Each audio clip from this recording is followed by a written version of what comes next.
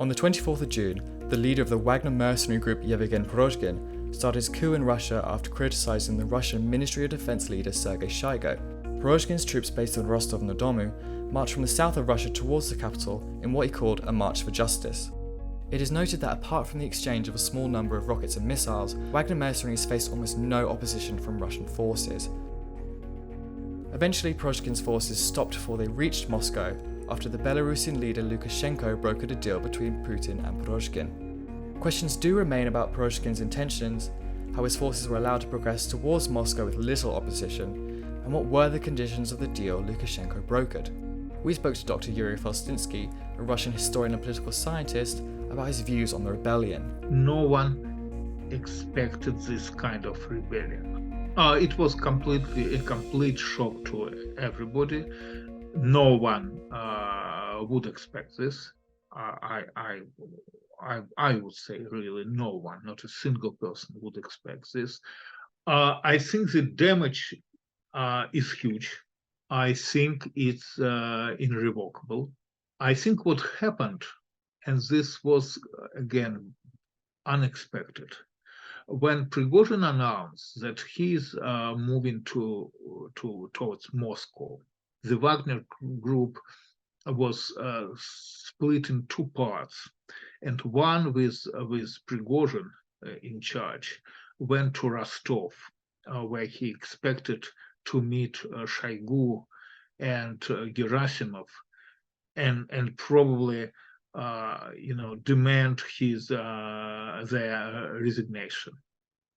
What was interesting that there was no resistance at all. No one was trying to stop them. Now, the moment it became known that Wagner Group started to move to Moscow, Putin and Medvedev left Moscow. This was very, very sudden, very strange. Now, something was going on, especially if you take into account that Rostov is actually far away from Moscow. And it is questionable why Putin would leave Moscow in a hurry just as soon as he knew that Wagner Group announced that they are moving towards Moscow. My answer to this is that Putin probably knew that something is going on. So he left not because of Prigozhin or Wagner Group. He knew that if Wagner Group is moving to Moscow, something is happening. So the question is, what was happening? Dr. Felshtinsky hypothesizes Prigozhin may have been recruited by the KGB as an agent while in prison, explaining how the convicted criminal was trusted to serve food to Putin and other senior officials. As an agent, Prigozhin may have been used against Putin in an FSB coup. You have to ask yourself how a former criminal Prigozhin would approach president of Russia and serve food and wine to him, while everybody in Kremlin usually is afraid to be poisoned. The point is that you need to trust that person entirely if you allow him to serve food to president. You also have to trust a person entirely if you allow him to organize restaurants where heads of the government and political elite and foreign leaders are meeting for dinners. And this was again under Prigozhin. So I realized that what probably might happen that, and this is common, again, this is common practice, that Prigozhin probably was recruited as a KGB agent while he was in the colony. This is common. This is not a rare case when KGB would recruit agents out of prisoners while they are in prison. Indeed, this is probably the easiest way for the KGB to recruit agents, because people who are in prison, they're in tough tough situation and they are looking for any assistance. This explains how he would allow to approach Putin, because if he was a long-term FSB agent, they started to trust him with time, and he probably was a very useful one. And then, of course, we know from Putin officially that the entire Wagner project was financed by the Russian government on the level of hundreds of billions of dollars, rubles. Putin indicated that Prigozhin received for Wagner 200 billion with 9 zeros rubles. So this is a huge amount of money. And again, this might be happening only if the Wagner group, from the very beginning until very end, was the FSB project. Dr. Felshtinsky suggests the intention of the coup was more focused on the rebalancing of power between the FSB authority and Putin as an FSB member himself. The coup intended to take more power from Putin and give it back to the FSB without completely removing him from office. Started as the former director of the FSB, and he was, of course, a representative of the corporation of the FSB in power, and he's staying in power for more than 20 years. And of course, now he feels as if he is not equal among the FSB leadership, but the main person. And probably because of this, the FSB, this is my understanding of what happened, the FSB just wanted to indicate to Putin that there is still a collective leadership and that he should follow initial agreement. We do not really know what they think. We do not really know what they discuss. We do not really know what they plan to do. It's, in this sense, it's a very secret structure. Also, it is known who is a member of the collegium, because you include there all regional heads of the Russian Federation. So that's what I think was happening. That basically Patrushev, on behalf of collegium of the FSB, explained to Putin that unless he comes to certain agreements with them about certain issues, and this is the question, we do not know what they actually discussed and what they agreed about, they will take him down. And I think this agreement was reached, and that's why Putin returned to Moscow together with Medvedev, who is very close to him. And that's why Putin seems to be lost some power and obviously shaken by the events. And he probably knows that he's not going to regain this power, the power he had before. Yuri also suggests that during the negotiations, the FSB may have set new unknown conditions onto Putin.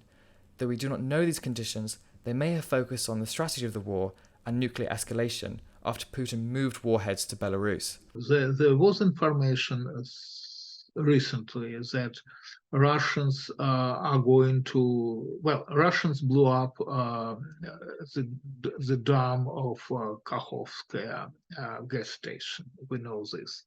There was information that they're going to blow up the nuclear power station in Zaporozhye.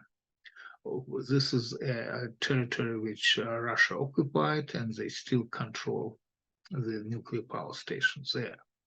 And I give you this as an example with a sincere hope that this is not going to happen, because if they blow up a nuclear power station in Zaporozhye, this is going to be similar to a nuclear strike against Ukraine in terms of ecological catastrophe and radiation. So if this happens, this means that the agreement which was reached with Putin is about further escalation of this war into nuclear confrontation with the West, starting with Ukraine and with Eastern Europe. If this doesn't happen,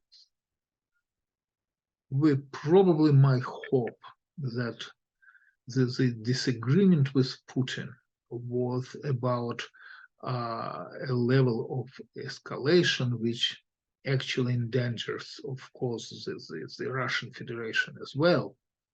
And that probably those people wanted Putin to step back and to de-escalate the situation. So that's what I mean. If we see further deployment of nuclear weapons in Belarus,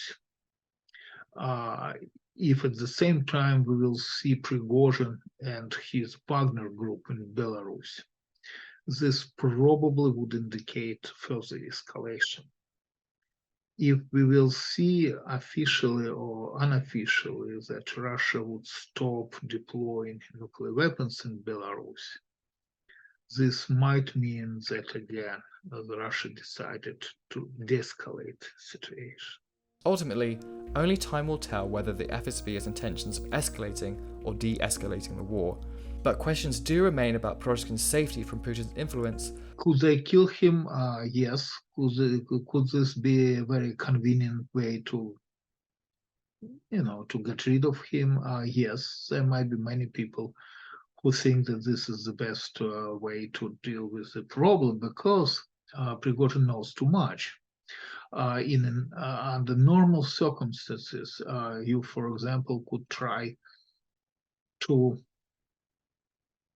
accuse him of something, whatever, stealing budget funds, for example, right?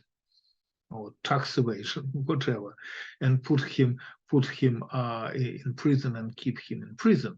But there is no death sentence, death punishment in Russia, and Prigozhin knows too much, and he may start to talk.